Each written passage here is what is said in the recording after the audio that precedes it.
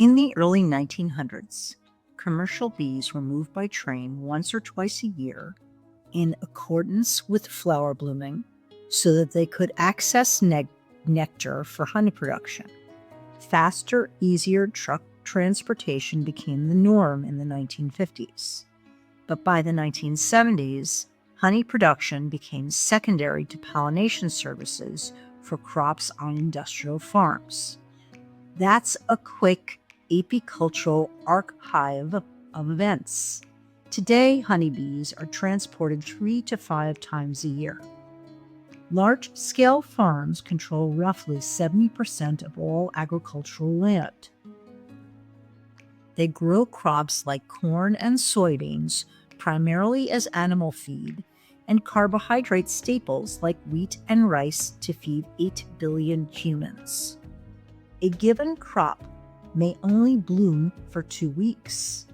Wild bees, who are non-migratory, can't live near monocultures because there is no food for them during most of the year. The pollination of large-scale crops is accomplished by the millions of honeybees that get trucked in as a quick temporary workforce. Animal pollinators, like honeybees, are necessary for many nutrient-dense foods, but transporting pollinators adds an additional layer of cost to food production. The insects that pollinate our big crops are livestock. While they have high annual mortality rates, beekeepers stabilize their total population by splitting healthy hives to create new ones. Consequently, there are more honeybees on Earth today than at any point in human history. At the same time, wild and native bee populations are in decline because there are more pathogens than in previous decades due to global trade and habitat loss. Pesticides in current use don't kill the bees. They suppress their immune systems.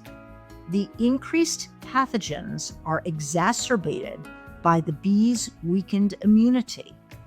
Rising temperatures also contribute to population decline because bees emerge from hibernation sooner than flowers bloom. While apiculture is vital for industrial crops, honeybees are ineffective pollinators for crops that release pollen through high-frequency vibrations. Tomatoes, potatoes, blueberries, and zucchini are examples of flowers that require bumblebees or other specialized buzzing bees. Native bees collect pollen differently than honeybees. They are more effective at moving pollen between flowers and thus improve plant yield and quality. Native bees are also more tolerant of cold or cloudy weather than honeybees. They don't mind it cool because they're wearing their little yellow jackets. They also have superior genetic variability, making them less vulnerable to disease. Native bees provide ecological insurance for the maintenance of a stable food supply.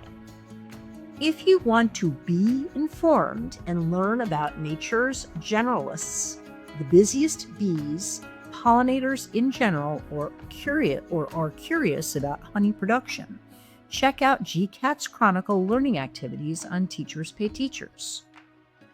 2 ways to support native bees are planting a variety of flowers that bloom from spring through fall and allowing some fall and autumn leaves to remain undisturbed. Blooms provide the nutrients bees require.